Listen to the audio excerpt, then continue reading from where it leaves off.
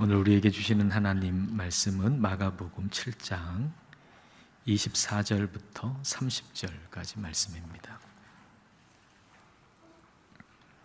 한 절씩 읽겠습니다.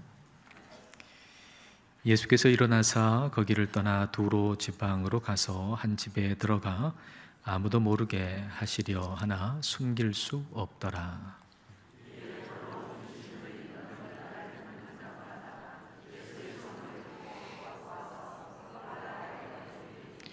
그 여자는 헬라인이요 수로보니게 족속이라 자기 딸에게서 귀신 쫓아내 주시기를 간구하거늘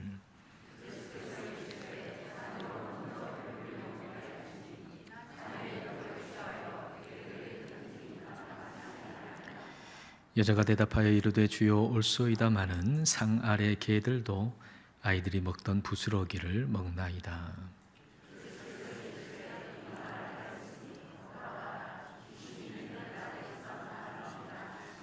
함께 읽겠습니다. 여자가 집에 돌아가 본즉 아이가 침상에 누웠고 귀신이 나갔더라. 아멘. 오늘 본문은 여러분이 익히 잘 아시는 수로보니게 여인에 대한 내용입니다. 수로보니게라고 하는 것은 수리아와 페니키아가 합쳐진 합성어입니다. 이 지역은 지금의 레바논, 시리아에 해당하는 지역입니다. 이스라엘의 북쪽 땅이죠. 그리고 이 수로보니게에 속한 도시가 두로와 시돈이라는 도시입니다. 예수님께서 바로 이 지역으로 가신 것입니다. 24절 말씀 함께 읽겠습니다. 예수께서 일어나사 거기를 떠나 두로 지방으로 가서 한 집에 들어가 아무도 모르게 하시려 하나 숨길 수 없더라. 자, 여기서 좀 이상한 것은 아무도 모르게 하려고 하셨다는 거예요. 수로보니게 지역은 이방 땅인데, 유대인이 아닌 이방 땅인데 우리 예수님께서 그 이방 땅에 가셔서 어느 한 집에 들어가셔서 아무도 모르게 하시려 했다라고 하는 거죠. 그러니까 다시 말하면 이 두로 지방의 어느 한 집에 들어가셔서 그 바깥에 부재중이라고 하는 팻말을 걸어 놓으셨다라고 하는 것입니다. 하나님은 때로 부재중이라는 이름으로 우리를 찾아오십니다. 창세기에 야곱이 있죠. 야곱은 자기의 형 에서를 속이고 아버지를 속이고 그리고 장자의 축복을 가로챘습니다. 그 형 에서가 보복할 것이 두려워서 거기서 도망쳐 나왔죠. 도망가는 길에 어느 한 장소에서 노숙을 하게 됩니다. 돌 하나를 베개로 삼고 잠을 잤는데 꿈에서 우리 하나님이 나타나시죠. 그리고 하나님이 말씀해 주세요. 하나님이 음성을 들려주세요. 하나님의 약속의 말씀을 주세요. 그리고서 그 잠에서 깨어서 이 야곱이 하는 말이 하나님이 과연 여기 계시건만 내가 알지 못했다라고 고백하죠. 하나님이 여기 계신데 내가 그것을 몰랐다라고 고백합니다. 야곱은 인간적인 욕심으로 사람을 속였습니다. 그리고 도망을 치고 있습니다. 그러니까 그런 마음 상태로는, 그런 상황 속에서는 하나님이 지금 여기 내가 있는 여기 계실 거라고는 생각할 수 없는 그런 마음 자세고 그런 상황 아니겠습니까? 근데 우리 하나님은 부재중이라는 이름으로 야곱을 찾아오신 것입니다. 하나님이 내게서 너무 멀리 계시다고 느껴지는 상황, 내 마음 상태를 보거나 내 삶의 모습을 보거나 하나님은 나를 거부하시고 그리고 부재중이라고 하는 팻말을 걸어 놓으실 것 같은 그런 상황일 때 우리의 예측대로 우리 하나님이 멀리 계시거나 우리와 함께 계시지 않는 것이 아니라 오히려 더 가까이 나와 함께 계신다는 사실입니다. 수로보니게 여인에 대해서도 그렇게 하셨습니다. 우리 예수님께서 그 수로보니게 지역으로 오신 것은 아무 계획도 없이 그냥 오셨다가 어쩌다가 수로보니게 여인을 만난 게 아닙니다. 우리 하나님께서 계획 없이 일하시지 않습니다. 우리 예수님께서 그 수로보닉의 여인을 만나러 거기 가신 겁니다.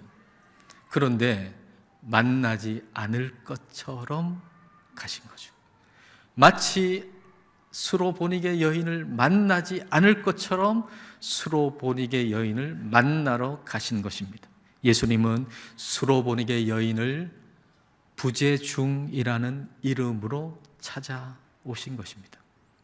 덕분에 이 수로보닉의 여인은 예수님을 만날 수 있게 됐고, 그리고 예수님께 자신의 문제를, 삶을 아뢰을 수 있게 됐습니다. 자, 25절, 26절 말씀 함께 읽습니다. 이에 더러운 귀신 들린 어린 딸을 둔 한 여자가 예수의 소문을 듣고 곧 와서 그 발 아래에 엎드리니, 그 여자는 헬라인이요 수로보닉의 족속이라 자기 딸에게서 귀신 쫓아내 주시기를 간구하거늘. 수로보닉의 여인에게 딸이 있었는데 이 딸이 귀신이 들렸습니다. 그래서 이 여인이 예수님께 간구하는 거죠. 엎드려서 주님, 제 딸이 귀신 들렸는데 그 귀신에게서 자유함을 얻게 해 주십시오 라고 간절하게 간구합니다. 기도하는 사람은 어떤 어려움에서도 무너지지 않습니다. 왜냐하면 기도하는 사람은 소망을 잃지 않기 때문입니다. 우리가 하나님께 기도한다는 것은 하나님께 소망을 두고 있다는 것입니다.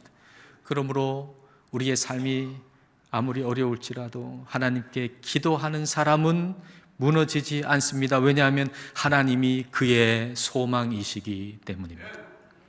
다른 것은 잃어도 살 수 있지만 소망을 잃으면 살 수 없습니다. 우리 인생 가운데 소중한 게 참 많아요. 이거 잃으면 안 될 것 같아요. 그러나 그 어떤 것도 잃어도 살 수 있습니다. 그러나 소망을 잃으면 결코 살 수 없습니다. 즉 인생에서 가장 무거운 짐, 가장 큰 스트레스는 인생에 어떤 어려운 일이 있다는 것이 아니라 소망이 없다는 것입니다. 어느 임상심리학자가 군인들을 대상으로 해서 실험을 했대요. 전부 다 이 4개의 팀으로 만들었는데 전부 다 20km 행군을 하는데 각 팀에게 주는 정보는 다 달랐어요. 첫 번째 팀에게는 20km 행군하게 될 것이라고 말해주고 5km 갈 때마다 알려주는 겁니다. 이제 우리가 5km 왔습니다. 10km 왔습니다. 15km 왔습니다. 그렇게 알려주는 겁니다. 두 번째 팀한테는 우리가 먼 길을 행군하게 될 거라고만 말을 하는 거죠. 똑같이 20km를 가긴 하는 거지만 두 번째 팀한테는 그걸 얘기해 주지 않고 우리는 먼 길을 행군하게 될 겁니다 라고만 얘기해 주는 겁니다. 그리고 세 번째 팀에게는 우리는 15km를 가게 될 것입니다 이렇게 얘기해 준 다음에 14km 간 다음에 우리가 20km 갑니다 라고 얘기해 주는 거예요. 그리고 네 번째 팀에게는 우리가 25km 가게 될 겁니다 라고 얘기한 다음에 한 14km 간 다음에 우리가 25km가 아니고 20km 가게 됩니다 이렇게 얘기한 거죠. 그 군인들은 뭐 시계를 차고 있는 것도 아니고 거리를 얼마 동안 가고 있는지 시간이 얼마나 지났는지 알 수 없는 그런 상태입니다. 근데 이렇게 말해주고 이 병사들이 느끼는 스트레스, 뭐 사기의 변화 이런 것들을 면밀하게 조사를 했다는 거예요. 이 중에 결과가 가장 좋은 팀은 어느 팀이었을까요? 첫 번째 팀이에요. 20km 간다고 알려주고 매 5km마다 알려준 팀. 자, 5km 우리가 왔습니다. 10km 왔습니다. 아, 반 왔네. 반만 더 가면 되네. 15km 왔습니다. 아, 5km 가면 되네. 이 팀이 가장 스트레스가 적었고 사기가 가장 높았다는 것입니다. 그러니까 지속적으로 소망을 준 팀이죠. 지속적으로 소망을 주는 거예요. 5km 갈 때마다 시계도 몰라요. 얼마 갔는지도 몰라요. 그러나 5km 갈 때마다 알려주는 거예요. 5km 왔다. 아, 15km 갔네. 가면 되네. 지속적으로 5km 갈 때마다 소망을 준 팀이 가장 스트레스가 적고 사기가 높았다는 거죠. 그러면 가장 스트레스를 많이 받은 팀은 어딜까요? 두 번째 팀. 아무것도 얘기해 주지 않고 그냥 먼 길을 행군하게 될 거라고 얘기해 준 팀이 가장 스트레스를 많이 받았다는 겁니다. 이 실험을 통해서 내린 결론은 인간이 가장 큰 스트레스를 받는 때는 어려운 때가 아니라 소망이 없을 때라는 거예요. 우리 인생이 가장 어려울 때는 언제냐? 우리 인생에 어려운 일이 생길 때가 아니라 소망이 없을 때라는 거죠. 지속적인 소망이 필요한 거예요. 저와 여러분이 인생을 살아가기 위해서는 지속적인 소망이 필요해요. 지속적인 기도가 필요하다는 얘기입니다. 우리가 지속적으로 기도할 때 우리는 기도 속에서 예수 그리스도 안에 있는 소망을 발견하게 되거든요. 그래서 기도하는 사람은 무너지지 않아요. 인생이 어려워서 무너지는 게 아니고 기도하지 않아서 무너지는 거예요. 기도하지 않으면 소망을 어디서 발견합니까? 이 세상살이 얼마나 어렵습니까? 근데 여러분, 소망을 어디서 발견합니까? 그 소망은 우리가 기도할 때 발견하는 거거든요. 기도 안에서 하나님이 주시는 소망을 가질 때 우리는 어떤 어려움이 있더라도 그 소망 때문에 끝까지 승리할 수가 있는 것입니다. 그리스도 안에 있으면 소망이 생겨요. 그런데 이 수로보니가 여인에게 참 이상한 일이 생기죠. 수로보니게 여인이 지금 예수님께 간구하고 있잖아요. 기도하고 있잖아요.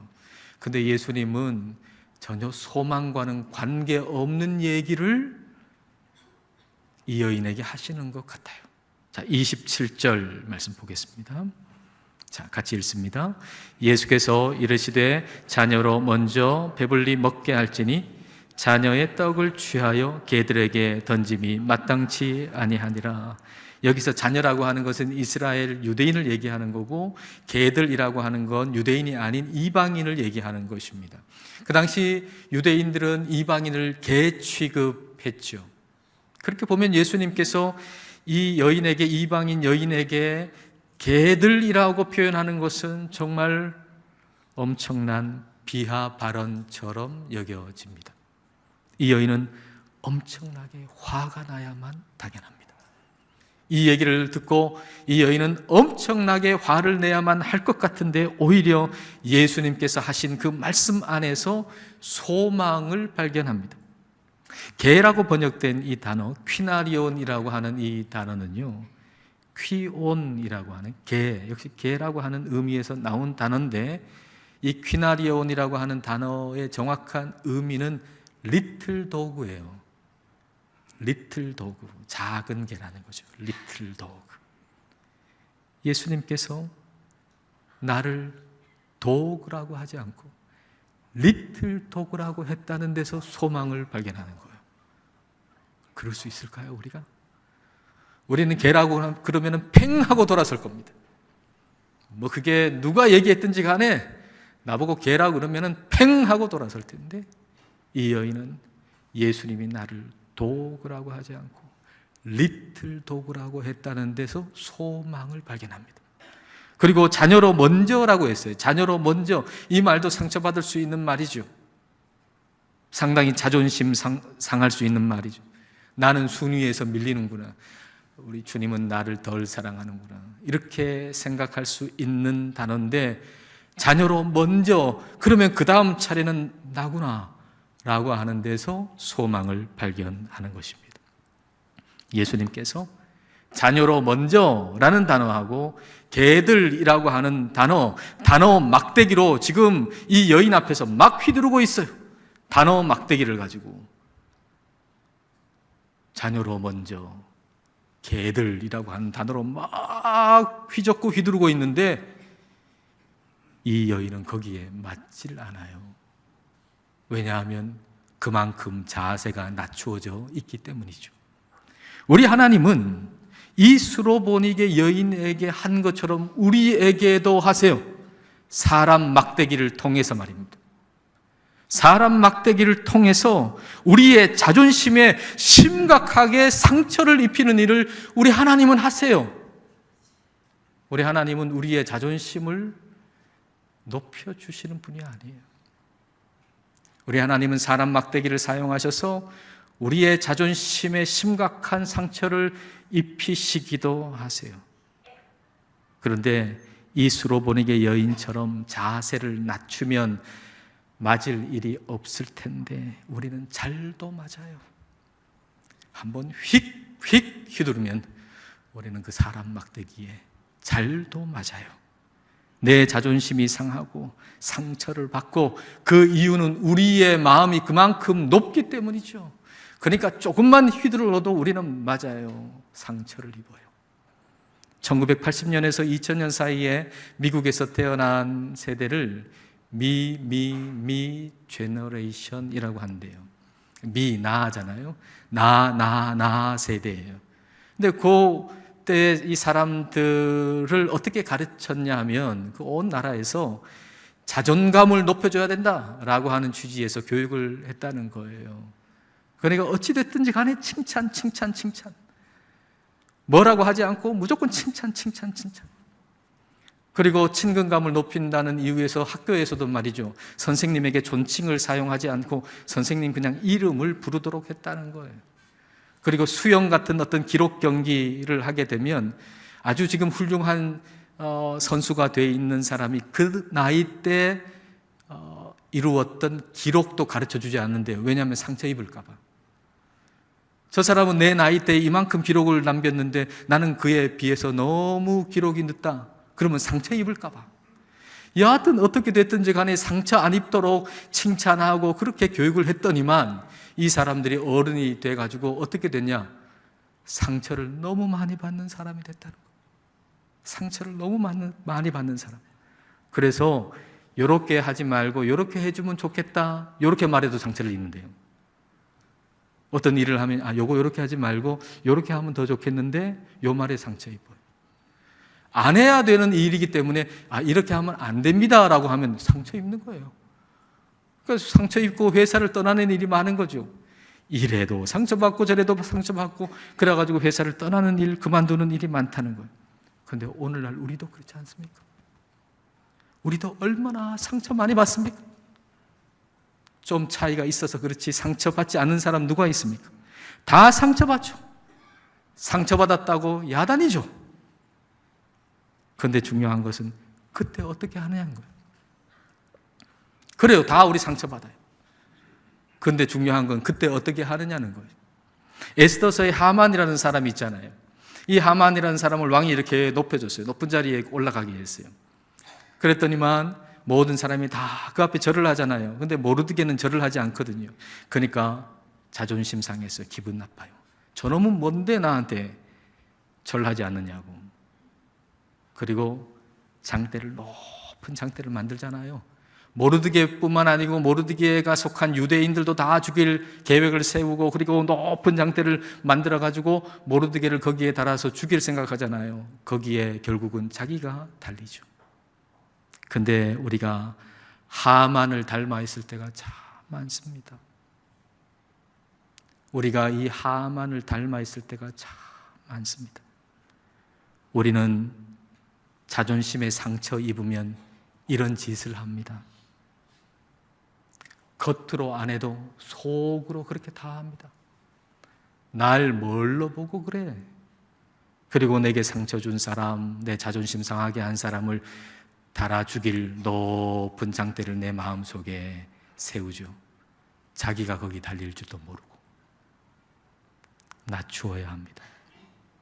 주님께서 우리를 높이심은 낮춤이라고 하는 이름으로 옵니다.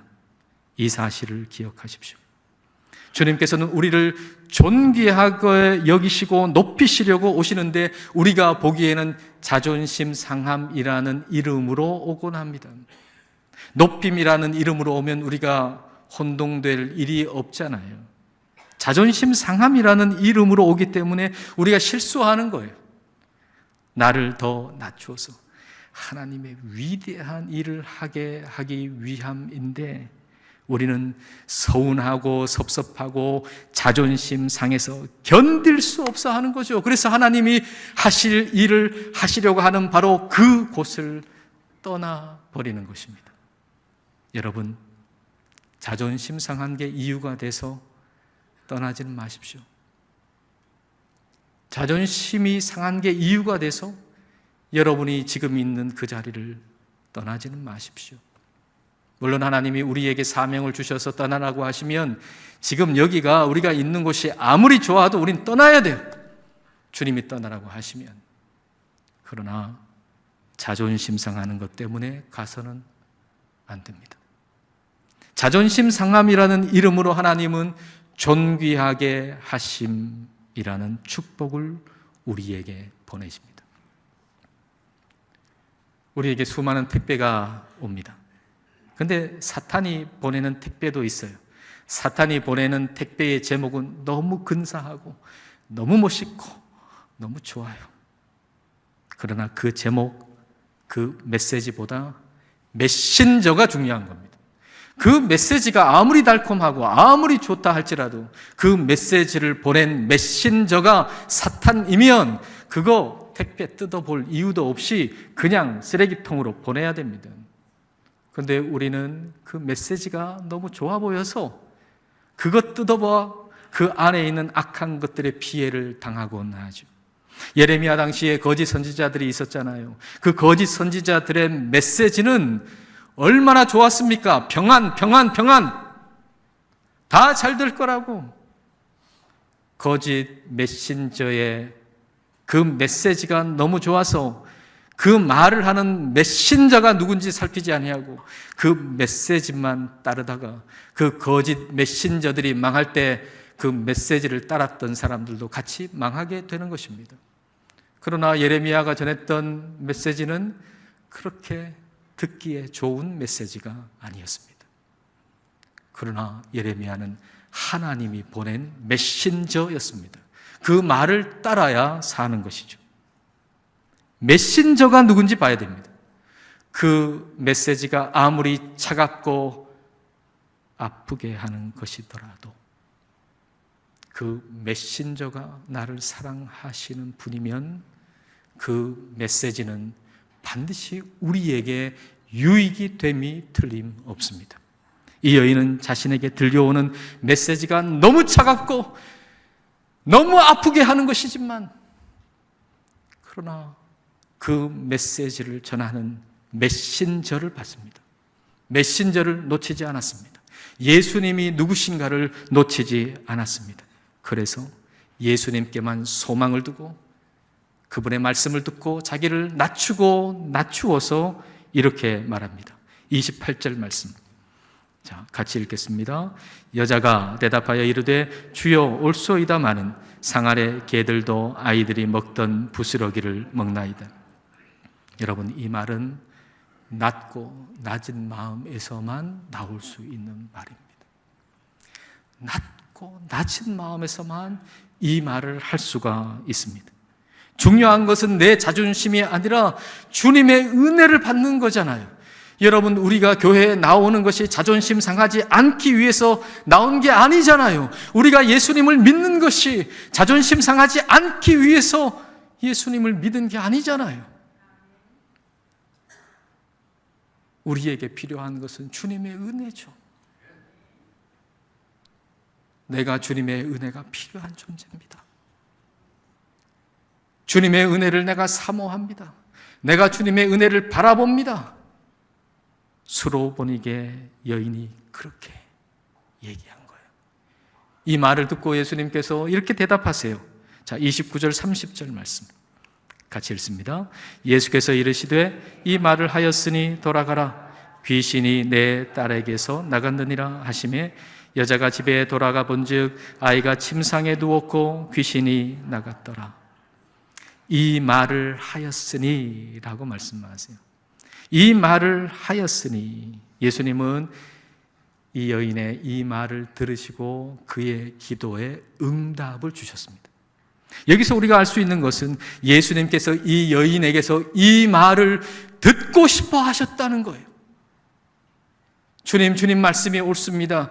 그러나 개들도 아이들이 흘린 그 부스러기를 먹습니다 라고 하는 이 말, 자신을 낮추고 또 낮추어서 주님의 은혜만을 구하는 이 말, 이걸 예수님이 듣고 싶어 하셨다는 겁니다. 주님께서 이 여인을 그토록 차갑게 대하신 것은 이 여인에게서 낮아지고 또 낮아진 그 마음에서 이 말을 끌어올려 입 밖으로 나오게 하심이었습니다. 우리 예수님께서 그 여인을 차갑게 아프게 대한 것은 마음을 낮추어서 바로 그 말, 주님의 은혜를 구하는 그 말이 입에서 나오게 하시기 위함이었습니다. 우리 주님께서는 말씀하시고 성취하시잖아요. 때로 그와 같은 맥락에서 우리의 입술에서 주님께서 듣고 싶어 하시는 말이 나온 다음에 우리 주님께서는 우리의 인생에 이루실 일을 성취하실 때가 있습니다. 우리의 입에서 우리 주님 듣고 싶어 하시는 그 말이 나온 다음에 우리 인생에 이루실 그 일을 우리 하나님께서 이루실 때가 있단 말이에요. 말이 필요해요. 먼저 우리 주님께서 우리에게 듣고 싶어 하시는 말을 해야 돼요. 우리를 복되게 하는 그 말이 있어요. 그 말을 우리가 해야 돼요. 그 말이 우리에게서 나와야 돼요.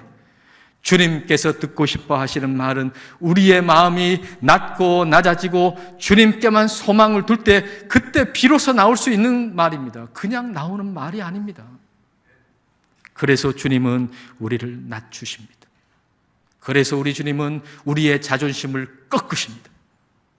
주님은 낮춤, 자존심 상함, 무시라는 이름으로 우리를 높이시려는 겁니다.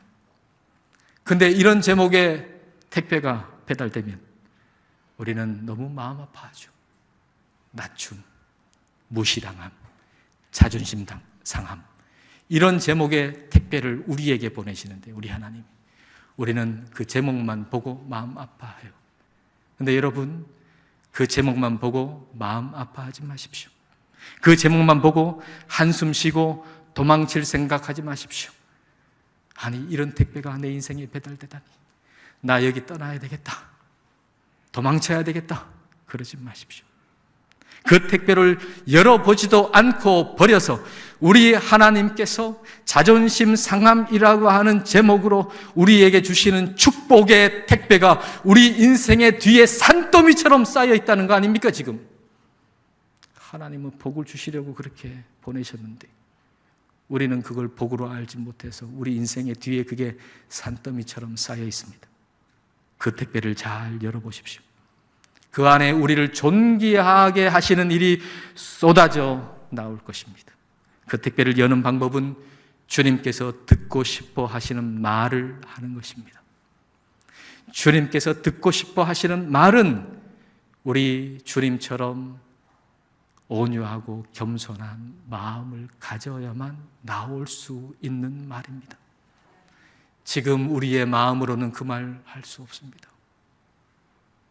지금 저와 여러분의 마음으로는 예수님께서 듣고 싶어 하시는 말을 할 수 없습니다.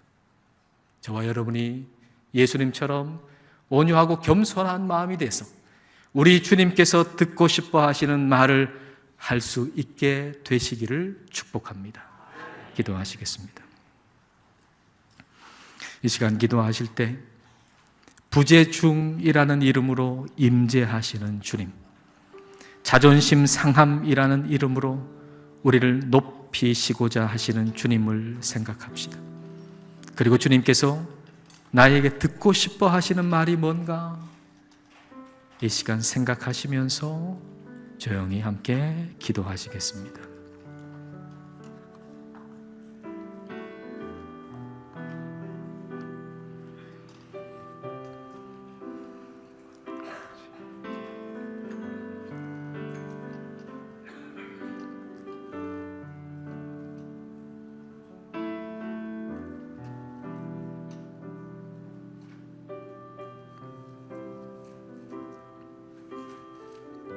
하나님 아버지, 하나님께서는 언제나 우리에게 가장 좋은 것을 주시는 분이시건만 우리는 그것을 잘 분별하지 못하여 좋은 것은 버리고 좋지 않은 것은 가지려고 탐을 냅니다.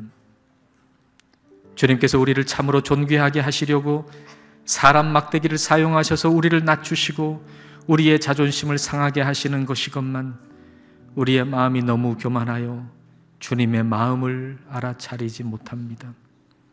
성령님, 우리를 불쌍히 여겨 주옵소서. 예수님의 온유하고 겸손한 마음을 담게 하셔서 자존심 상함이라는 이름으로 오는 존귀하게 하심의 복을 잘 받을 수 있게 하옵소서. 온유하고 겸손한 마음으로 주님께서 듣고 싶어 하시는 말이 우리 입에서 나올 수 있게 하옵소서. 예수님 이름으로 기도드립니다. 아멘.